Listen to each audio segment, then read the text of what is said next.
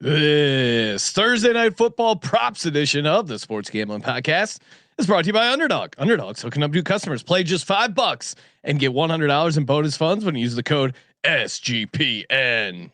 Hey, this is Bill Romanowski. You're listening to SGPN. Let it ride.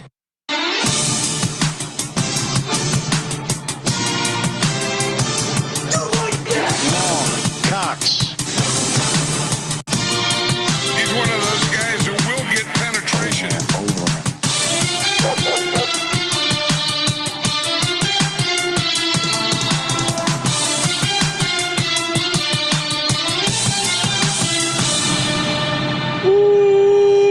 Welcome everyone to the Sports Gambling Podcast. I'm Sean, stacking the money green with my partner of picks, Ryan, Real Money Kramer. What's happening, Kramer? Dog.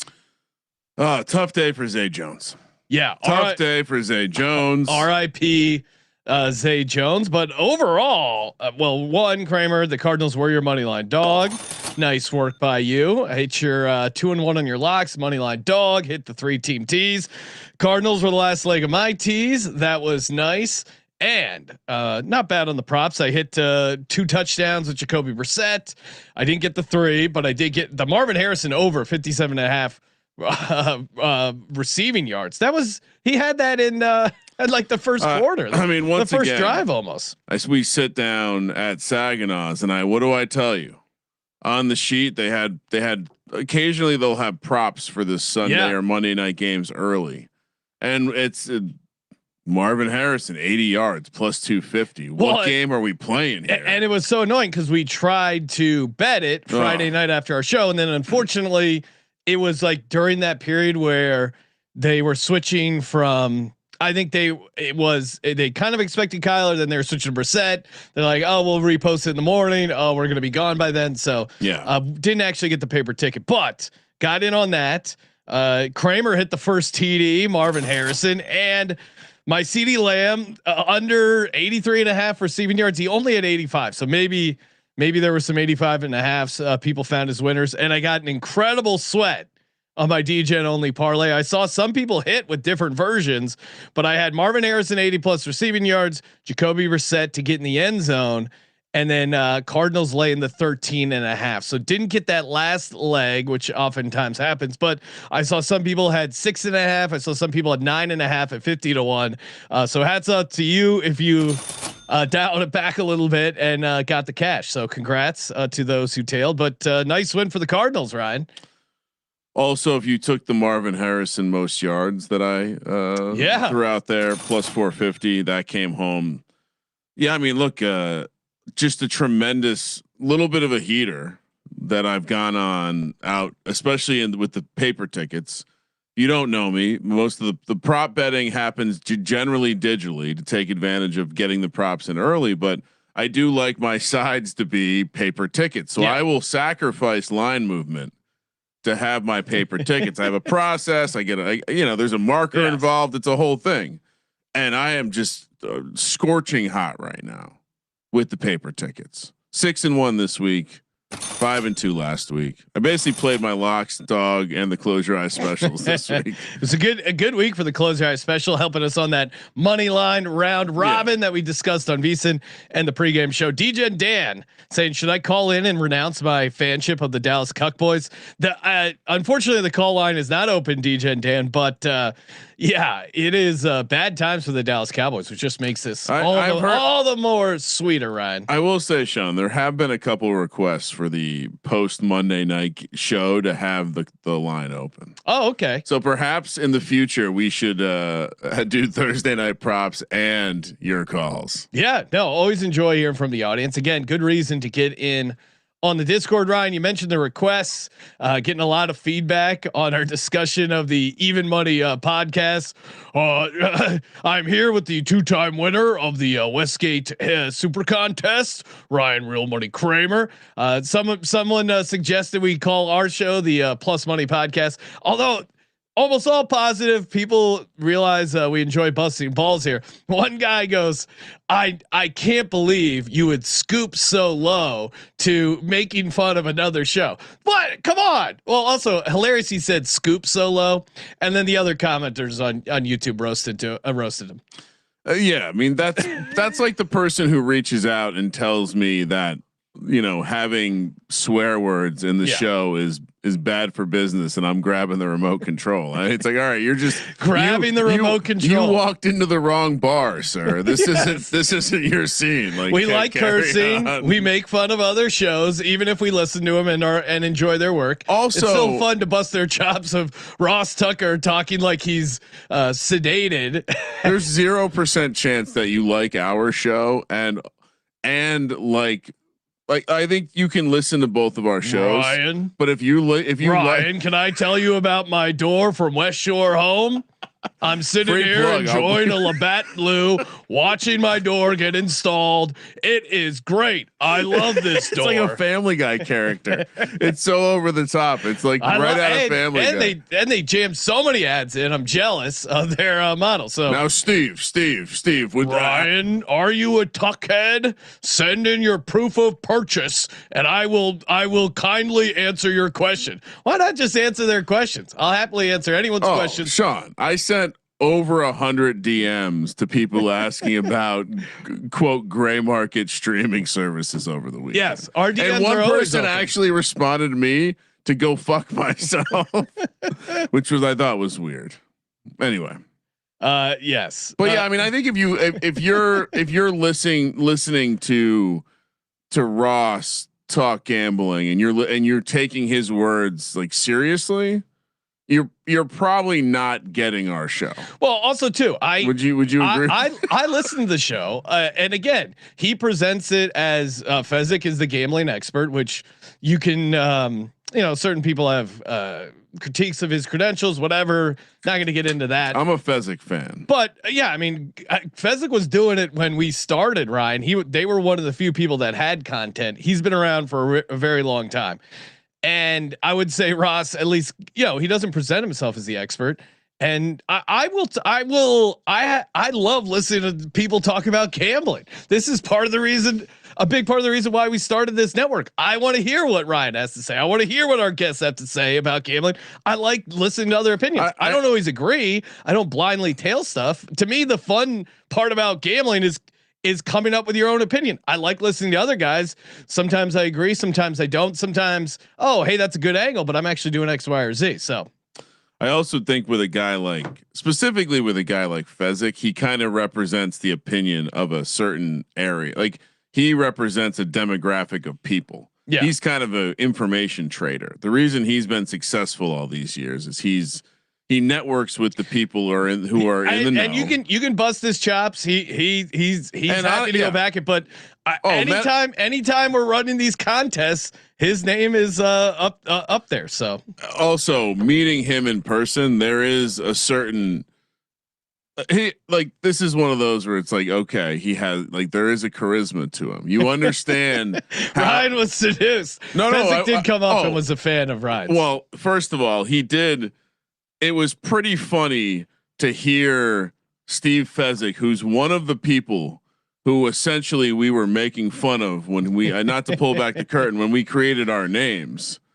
Sean stacking the money green. And he opened with saying that he loved that aspect of the show. And I had this moment of it's come full circle. Do I explain to him the origin of this? Yeah. I mean, Ryan Real Money Kramer and Sean Stacking the Money Green. These were, we were making fun of touts by coming up with these names. We knew we needed a tout name. I don't like to explain the show too much, but the guy with the negative review on Spotify, basically all the negative commenters need to have the explanation. All right, Ryan, enough messing around. We are going to be joined by someone who is a extremely sharp handicapper. Yeah. The Mike Trout of SGPN. Although I guess you call that's kind of Shohei Ohtani. Yeah, let's go with someone who's actually good. Or at least winner. Shohei Ohtani. Scott's a winner. I don't like you calling him Mike Trout. Well, Shohei's a winner, and Shohei's a winner. He covers a ton of sports. And he likes to gamble. Yeah. So it works perfectly.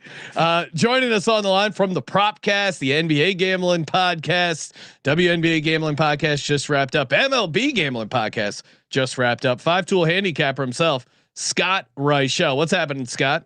They're doing pretty well. Season's over, but I'm still repping. So it is what it is. Yep. Pretty good World Series for me, but I'm assuming you threw out Trout because he's an Eagles fan. Yes. Any way to crowbar in the Eagles. I guess in my mind, that was the default reference of a 5-tool player was Mike Trout back in the day. But now that Shohei does he pitch? No, obviously not. So Shohei kind of broke that. And as someone who is not a baseball fan at all, really, like not a diehard, at least I watch, this World Series was crazy. It was, I mean, not to be hyperbolic, but is this not one of the better World Series you've watched, Scott? It definitely is. The argument is always going to be game by game versus the overall series. Because, for example, if you want to throw in Warriors Cavs, people say that's the best finals of all time. Every game was horrible besides game 7, and people don't really talk about it that much. Yeah. So I do think, once again, you could argue that the overall series itself, game by game, might not have been the best, but that might have been the best game of all time for game 7. I mean, that game was insanely good. It checked every box, and I had Yamamoto World Series MVP. So I can't well done, Scott. And that's what I was setting him up for. Well done. Scott you could tell Scott was sweating it out live because he goes, don't get cute here. Give it to Yamamoto. And it's crazy. I mean, look at Will Smith. Will Smith, certainly you got to give it to Yamamoto because of the crazy turnaround and everything. But Will Smith did hit the go ahead home run in extra innings. He caught 18 innings in that crazy, game 3, 10 times out of 10, Will Smith is probably getting the MVP, but Yamamoto certainly delivered it or deserved it. I don't know, Kramer, maybe this got on your radar, but the conspiracy theory of how Shohei actually knows English is somehow on my algorithm. And that, what do you mean? Well, the conspiracy theory is he pretended not to know English so that Ipe would take the fall. Again, conspiracy theory. Now there's clips of him when he was on MLB on Fox in the post game, and clearly his English seems to be better than he's leading. Although he said algorithm, I tweeted that, so I don't know if you're talking about me or not. I tweeted it. You know what? I think I probably liked it, and then I see more of those Shohei because I didn't realize you had it, but I think other people I've seen it from them as well. I think in general that would why wouldn't you pretend like you can't speak the language and have an interpreter? 100%. It can't hurt you. It's deniability, right? And if you learned anything from the mob. Well, and also too, it's you have to learn English so you can get endorsement deals. What do you mean? No, you don't. That New Balance commercial runs nonstop of Shohei, and it's just him smiling and swinging a bat, and he's probably getting a ton of money, and he's probably getting a ton of endorsement deals from Japan. So this guy's doing all right. You tell him to figure it out. He's not going to do your English. Have you seen any of the videos of some people going through Japanese malls to see all of the Shohei advertisements they have in the building? He's on every single billboard for every single company inside the mall. So I'm sure he's doing quite well for himself. Good for him. But yeah, the post I made was he was at Dodger Stadium today, thanking all the fans, saying, we're going to win again next year. And everyone's like, oh, his English looks pretty good. And then I tweeted out a photo of him talking to Cameron Brink from a couple months ago. Yes. And you knew English the entire time. Yes. But yeah, look, Ohtani at the end of the day, he's going to have so much money anyway, and he's going to get paid a lot when he's 85 years old because of the deferred payments, whatever it is. So he's circumventing taxes too. He's got a case open with that. Yeah, right? He's getting sued by the California Franchise Tax Board, which I would not recommend. No. Again, doing battle with the great people at the franchise. Shout out to the Franchise Tax Board. No, but the state of California didn't really like his deferment plan of, hey, don't pay me now, pay me in 10 years when I'm done playing baseball and I move out of the state. Is that an Ohtani problem though, or is that a Dodgers problem? Because I feel like suing Ohtani for it doesn't really seem that fair. The Dodgers are the one who offered the contract, didn't they?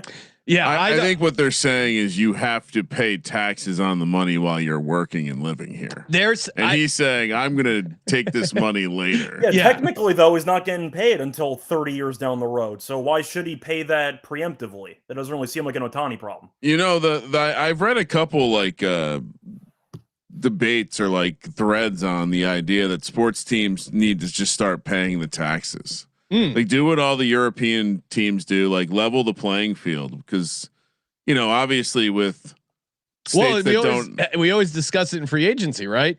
Where Texas and Florida become a free agency destination because you don't have state income tax. You have benefits, yeah. And then I think it's their argument is like when these players play games in Canada, their game checks are taxed by Canada because you're doing the work in Canada. Thus, we deserve a piece of that. So I don't know what the actual legal argument is. It'll be interesting to see if it plays out. But if it ends up working for him, I'm sure more players might want to do that. Can Ohtani just hand in some free play as a form of taxation? Does that count? Yeah.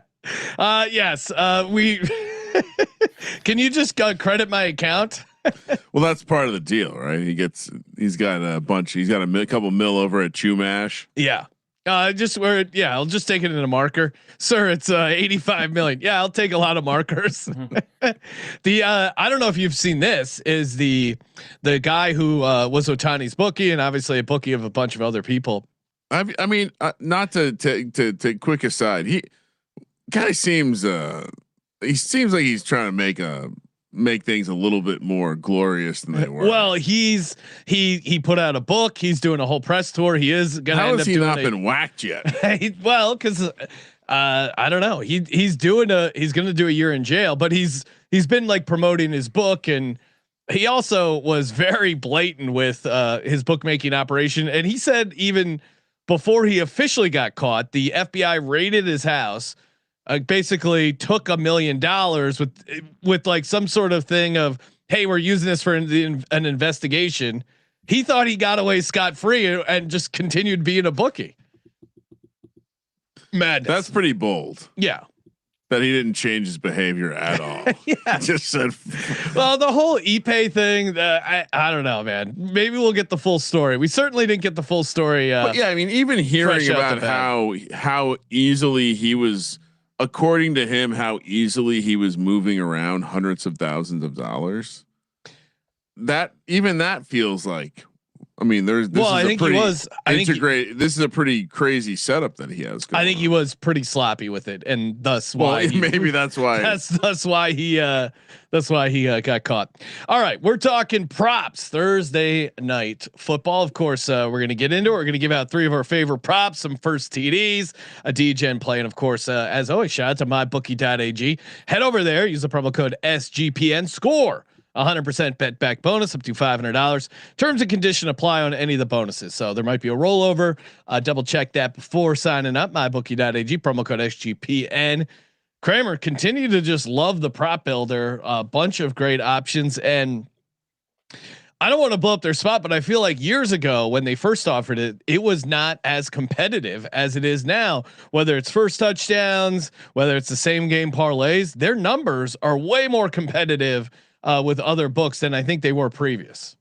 Well, I mean, I actually ended up getting a plus 1050 on the first touchdown for Harrison tonight. My bookie compared to. Yeah, there was like 10 to 1, 9 to 1s in the other markets. So if you don't have a MyBookie account, it's always good to have more options. MyBookie.ag, promo code SGPN. And we're also brought to you by Novig. Novig, available in a bunch of states. A great way to find some plus EV opportunities. You're just going to find some great prices available in a bunch of states. Highly recommend it. I've had a great experience using it. Spend $5, get $50 in bonuses when you use our promo code SGPN. So just download the Novig app today. Use our promo code SGPN and you'll be ready to rock and roll. That's Novig, promo code SGPN. Scott, we'll start with you here. What do you like as a prop for Thursday Night Football? Sure. So for the first one, I'll go with Cortland Sutton. I'll take his longest catch over 21.5 yards. at -115. He's gone over in 6 of the last 7 games. We know that he's the big play receiver for this team. You're looking at the Raiders, though, not good secondary-wise. Saw them struggle against the Jaguars defensively all game, basically, especially that second half. Our Raiders are allowing the 4th most receiving yards per game to opposing wide receivers. I like the spot. I think 21.5 is too low for Sutton. Doesn't really need many catches once again because he's going to be a big play guy that could easily get 1 for 30 at any point. But give me Sutton over 21.5 longest at -115. Yeah, no, I like that. I think he's going to get Sutton involved. I'm playing a similar game script, similar flow here, just a little simpler, I guess. Bo Nix over 215.5 passing yards. He likes to carve up bad defenses, and I think this Raiders defense is not good. Last 3 games at home, Bo Nix 247 versus the Cowboys, 279 versus the Giants, 326 versus Cincinnati. Scott just had that good nugget about how bad they do against receivers. I think. Yeah, I mean, besides Max Crosby, who else is really moving the needle defensively for the Raiders? Give me Bo Nix over 215.5 passing yards. Kramer? Yeah, I mean, it does. It certainly seems like the kind of game where you're just going to have Patrick Graham's defense is just going to have a bunch of short shit available. And so I'm actually going to play the bone. I looked at the yards. What scared me off was blowout scenarios. It's true. And so I played. But even, yeah, I played. He's on the same streak that you just laid out. He's gone 2, 4, and 2 in passing touchdowns. So I'm going to go over the 1.5 passing touchdown. Yeah, I don't mind -120. I don't mind that. I think he could get some rushing touchdowns. We'll get to that when we talk some Degen prop action. But Scott, what's another prop you got here for Thursday night? Yes, you mentioned rushing touchdowns. I'll go for Dobbins. I'll just go with the simple option. Starting running back, I'll take his touchdown -115. You're looking at the Raiders, who've allowed 8 rushing touchdowns in their last 6 games. Broncos are also favored by a ton, favored by 9.5 points. Dobbins' rush attempts are set at 16.5. I see usage. I see a good game script. Dobbins hasn't really done much in terms of the red zone touchdowns recently, but I do think it's a good matchup for him. I think the Broncos should score against this bad defense, and I do think that -115 sounds pretty cheap when you consider all the other running backs they have not being that great. And we know Harvey had 2 carries for 5 yards against Houston the last game. Dobbins gets most of the touches in the backfield, and I do think if the Broncos end up scoring 3+ touchdowns, I'll gamble on Dobbins getting at least one of them. So give me Dobbins touchdown at -115. They do love to give it to Harvey around the red zone, but man, his usage is so strange. It's like Peyton has some weird bet on him or something because he doesn't get many touches, but they're all like critical touches. What he scored in 3 straight games. Ryan, we didn't really discuss it a ton here, but obviously Chauncey Billups getting involved in the gambling scandal in the NBA. If you had to guess one NFL coach to be pinched, I could see kind of Sean Payton, especially considering how long he was down there in New Orleans. There's a little corruption floating around. He would be high on my list of potential coaches. You're the man. Yeah, you are. That video of him allegedly ripping a bong with some college kids. It really looked like him, but we don't know for sure. Scott, if you had to throw out one name of an NFL coach to get busted for gambling, who are you putting in there? That's a good question. I got to think about that one. Based on what they've done this year in general, maybe Zach Taylor. I can see Zach Taylor being involved. A couple of questionable red zone plays over the years. The fact is, bet every over in their games and usually win. I think Taylor might be a sleeper choice out of those. Yeah, Zach Taylor. They set some record for the first team. Maybe I forget what the exact time period was, but back-to-back games, putting up 38 points and losing both games. Just historic fashion. Yeah. I mean, it would be fair because also just there's a shot of him right after they score where he's just got this shit-eating grin on his face, and then and then they cut to him after the Bears score the Colston Loveland touchdown. And he just has this look of despair. I actually just thought of another one, but I'll let you finish your point. McVay. Hasn't he kicked multiple field goals with no time left just for the hell of it to cover the spread? Yeah, I gotta mention McVay because it was like the game was over and he's still trying field goals, which just so happened to cover the spread. So McVay might be on that list. And I liked him for it because I think I had the Rams, and it was kind of like the right decision to make. It was one of those, they were down 10 and they were getting 7.5 points. I think it was when Stafford was injured that year. And he kicked a field goal. They were down 2 scores, and it made sense where they were. Kick the field goal, then try the onside kick because you need 2 scores regardless. But he caught a lot of heat for not just going for the touchdown there. But you need 2 scores and kick the field goal. Sean McVay's wife is from the Eastern Bloc region. Oh, really? Right? Okay. She's like Russian or Ukrainian or something. Are you implying she was a mail order bride, Ryan? No, I'm implying that maybe there's some maybe McVay's got some debts. Yes, to the wrong types of people. He's got to hey, take a dive here. All right, Kramer, what do you got? So I had Bo Nix passing touchdowns first. The second one will be, specifically if you break down where this Raiders defense is weak, I think it's going to be passing game to the running back and to the quote unquote number 2 receiver, or the non-alpha. So Cortland Sutton being the alpha. Troy Franklin has emerged as the other guy, the guy that's running the second most amount of routes. And so I'm taking over 3.5 receptions -110. I think it's going to be a lot of. I looked at Bo Nix, even like completion. It just feels like it's going to be a lot of short shit, a lot of like designed, very easy looks. Like we've discussed, the Raiders defense is going to be very tired. So the idea of hitting them with quick stuff over and making them tackle over and over again just feels like it's going to be one of those games. So Troy Franklin over 3.5 receptions, and Troy Franklin is clearly a big part of the offense. I think he has something like 30 targets over the last 3 games. This is a very low number to me. Yeah, I think again why I like the yards is because I do think there could get some easy. They have those like deep, in routes. Think there's going to be big plays. I think those deep in routes with the play action. That's why I kind of like Scott's play as well. The longest catch for Sutton, because I can see. But maybe it is Franklin. I guess I didn't have as strong a read on who's it going to be. Certainly I do think Sutton is going to get his at some point. I think everyone could get theirs, but for Franklin to be 28 targets over the last 3 weeks and at 3.5 receptions, seems easy. Scooping low or whatever you said. Even money bet. Scoop so low. Yeah, that's a plus money bet. They wouldn't. That's a plus. They wouldn't give this out. What they would give out is they'd give out 3.5 plus 105 that's no longer available. Yeah, just to show you how sharp they are. Very sharp.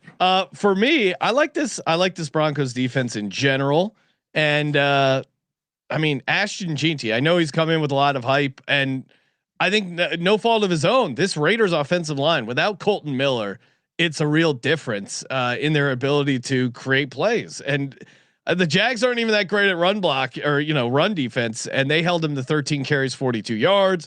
For that, 6 for 21. I just think he's not really, unless it's an insane workload, and I don't think he's going to be able to get up to 20 carries because I think they're going to be playing from behind. So I'm taking Jeanty under 55.5 rushing yards. I just don't think he's going to break off any big plays, and I just don't imagine them. I think he's going to need like 15 to 20 carries to get this, and I just don't see him getting that game script wise. Scott, what's another prop you like here for Thursday night? Yeah, so you mentioned the rushing yards for Jeanty. I'll stick with a similar thing with a different player. Give me Geno Smith, longest rush under 7.5 yards at -120. He's gone under in 4 straight games. Denver's also allowing the second fewest rushing yards per game to opposing quarterbacks. So even though they pressure the quarterback a lot, you might assume that could result in a scramble or two.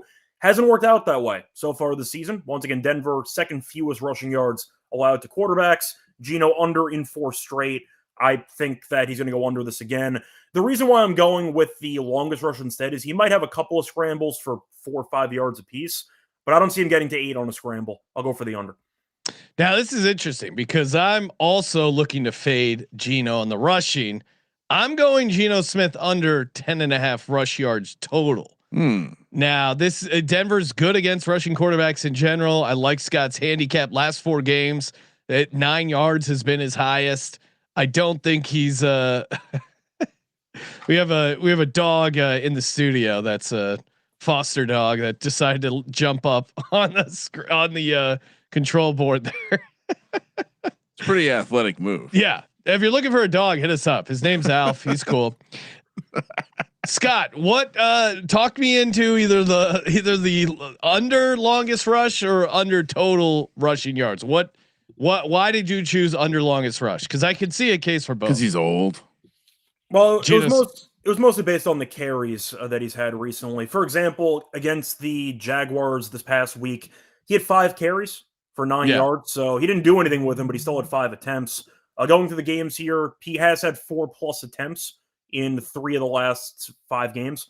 So it mostly was just me wanting to avoid a potential long run, which I think should happen. But is there a chance he ends up running 3-4 times, maybe gets 4 yards apiece? It's possible too. I don't mind the total rushing yards as well, but the amount of carries is higher than I thought. So I went with the longest rush under instead. All right. Yeah. I'll switch to longest rush under 7.5. I think both are good to Scott's point, but him breaking one off, I don't see it. Like the linebackers play that pretty well, and you'd hate to have 5 carries for where he's averaging 2.5 yards each carry and he barely gets over. So that would be annoying. So I'm with you. Give me the under 7.5 longest. Cause again, if he goes over that, he's probably going over the total anyway. I mean, Jackson Dart had 5 for 11 scrambling against this team and had a 9-yard scramble. I mean, younger athletic guy, Geno Smith, old guy. So cash the Jackson Dart reference. If you thought a Thursday night props show would get out, now even that Brian somehow turned it positive. Yeah. Even though it was Jackson Dart 5 for 11. Now what they end up winning that game against the Broncos, right? No. Okay. I was using it as a benchmark as to why it was a good angle you had. But if you want to mock your own angle, that's fine. It's a weird thing to do. All right, Kramer. So I've given out. Let's see. I've given out my 3. I feel like you owe us one more prop.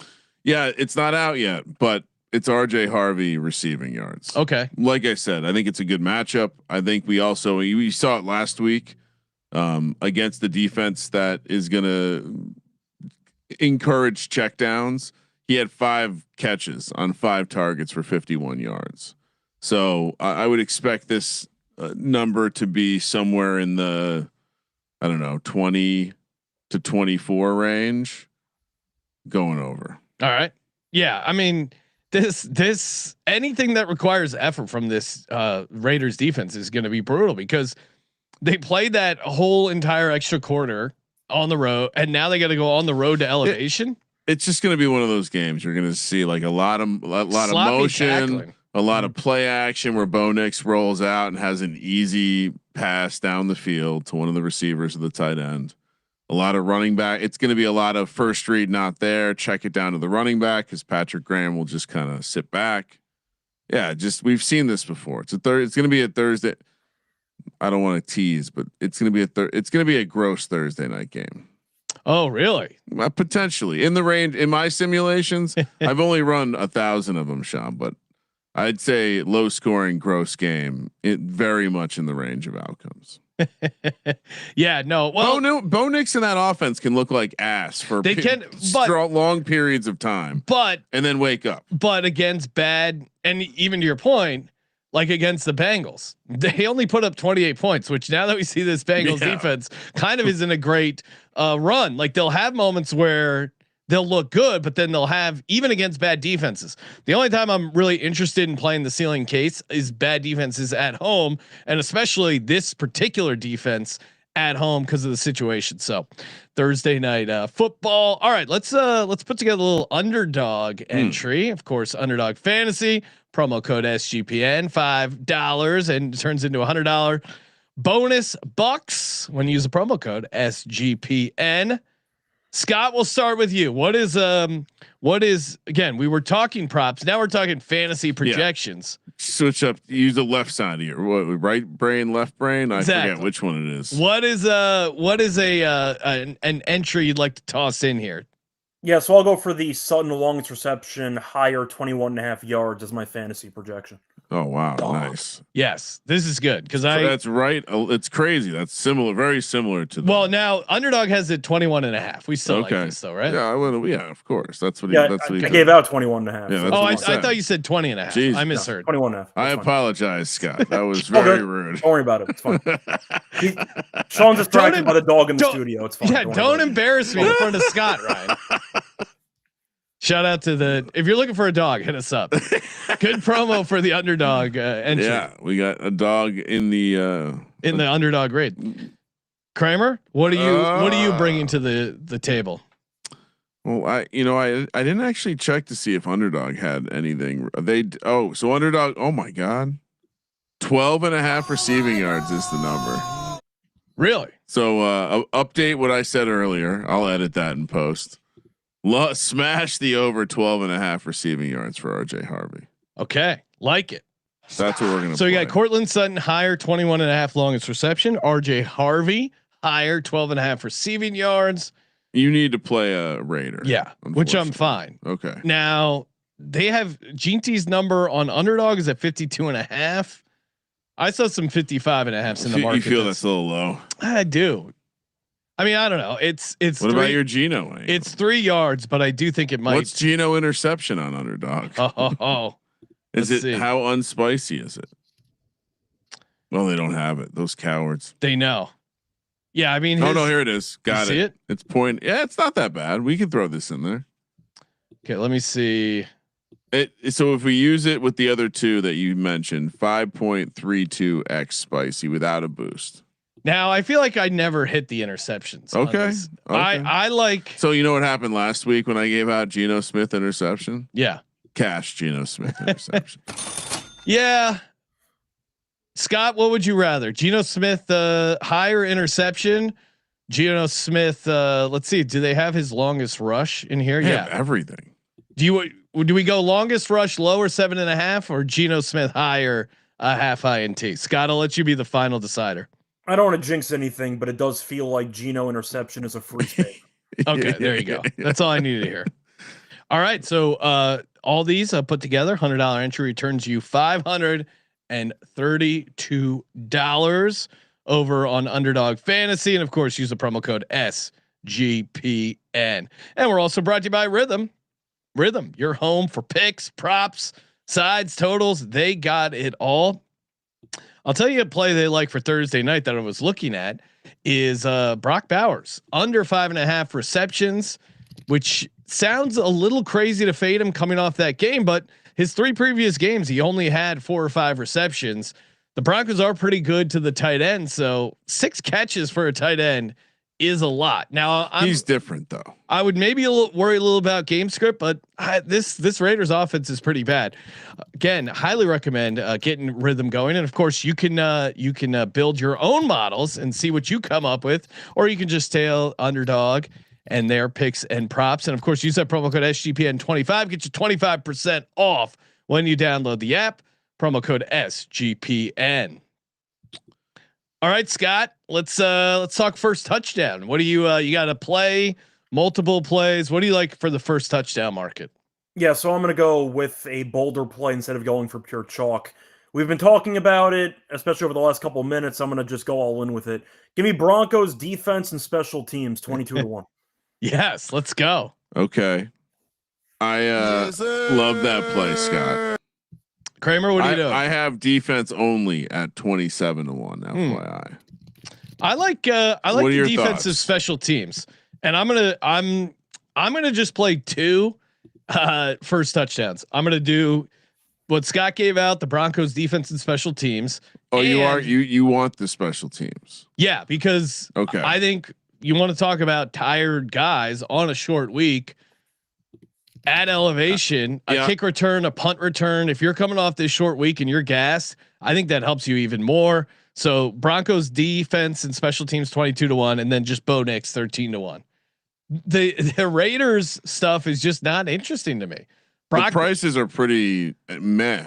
Yeah, Brock Bowers is 10-1, and then a lot of these other guys I just don't see getting into the end zone. So I'm keeping it simple. Bo Nix and the Broncos defense. So only you're playing 2 first touchdowns. Yep. Okay. Kramer, what are you doing? Well, I mentioned I'm playing the defense only for Denver at 27-1. I'm also playing the defense for the Raiders. I mean, I still have seen a number of, like I said, there are stretches in the game, and lately, often early in the game, where Bo Nix and this offense, they don't look like they're totally in sync. And honestly, Bo Nix, when running, not a good accurate passer of the football. And so I'm playing 50-1 for the Vegas stood out to me as the wrong price. You also have the Max Crosby effect, and he's kind of been ramping it up. I'm also for the Raiders going to go off the reservation a little bit and play Tyler Lockett. Okay. Read some stuff this week, kind of expecting that they're going to dust him off. He's 40-1. There's some history there. Geno's played with him. Okay. They brought him in for a reason, right? Well, on top of that, wasn't he the target on the 2-point conversion play that didn't work out? Might be accurate. The ball got batted at the line of scrimmage, but I'm pretty sure Lockett was the intended. Pete Carroll looks so pissed. Yeah, and also like I think between now and the game, do we expect Jacoby Myers to get dealt? I guess something to pay attention to. I keep hearing more. I read another thing about this, like a reset button being hit. Ryan, you didn't even congratulate the Eagles on trading for Jalen Phillips. That's exciting. Yeah. Yeah. Hopefully he can. I mean, he seems to be on the field half the time. That's nice. That's all they need. And then I am playing the one chalky play I'm playing is Troy Franklin at 9-1. The Broncos prices he has are an ridiculous. Insane amount of red zone targets. But yeah, he's dominating the pass catchers and red zone opportunities, and I just clearly him and Bo Nix have something. They have like 28 targets over the last 3 weeks, and like I said, he's dominating the team in red zone opportunities. 5 over the last 2 weeks, 11 on the season. That's good for double anyone else in terms of pass catchers. So Vegas defense 50-1, Denver defense 27-1, Lockett 40-1, Troy Franklin 9-1. All righty, Scott. Let's talk Degen only parlays, and of course, here we go. You know I'm a degenerate. Scott, what do you got for a Degen parlay? And Scott asked, how Degen do we go? I'll be giving out 2 versions of mine, depending on how Degen you want to go. I'll do the same thing. So, okay, yeah. What do you got, Scott?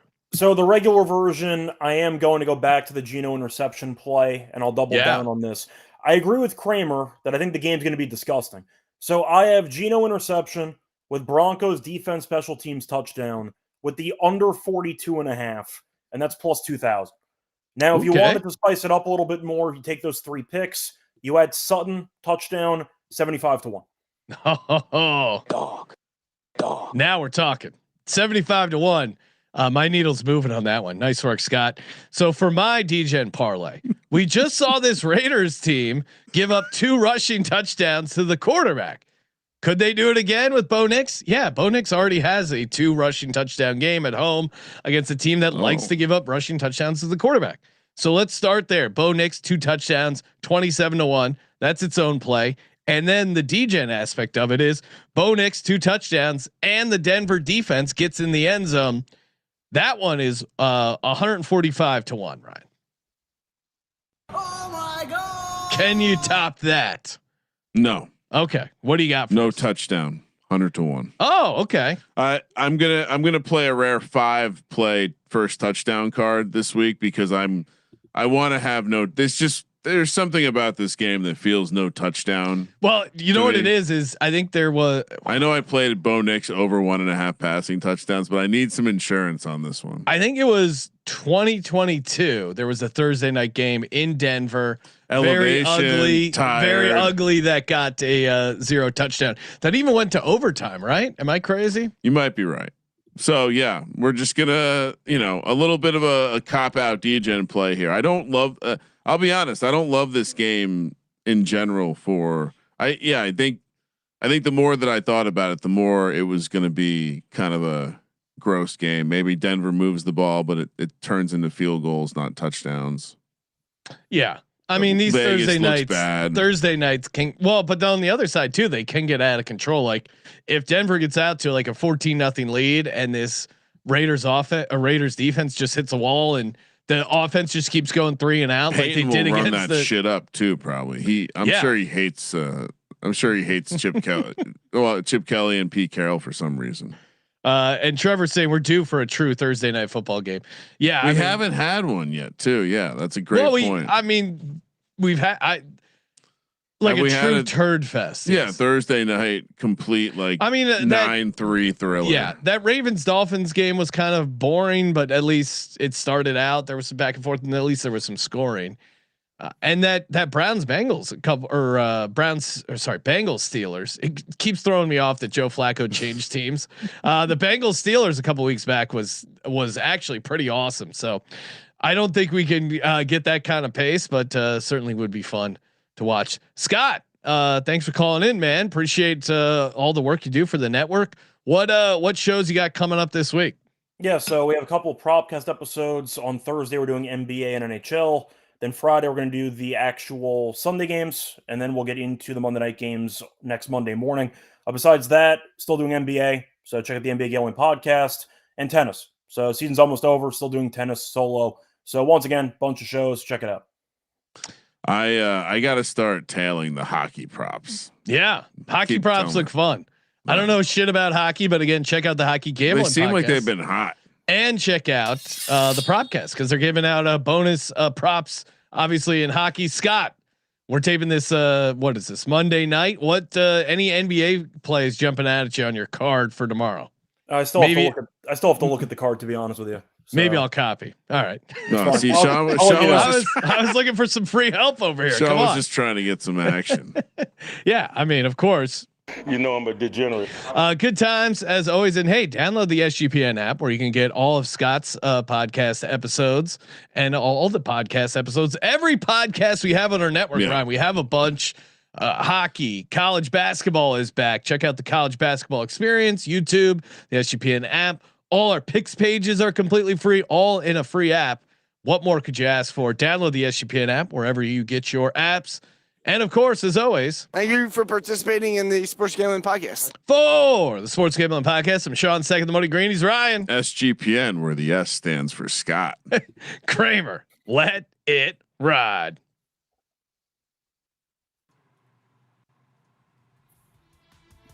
I want better fucking execution. I'm wet.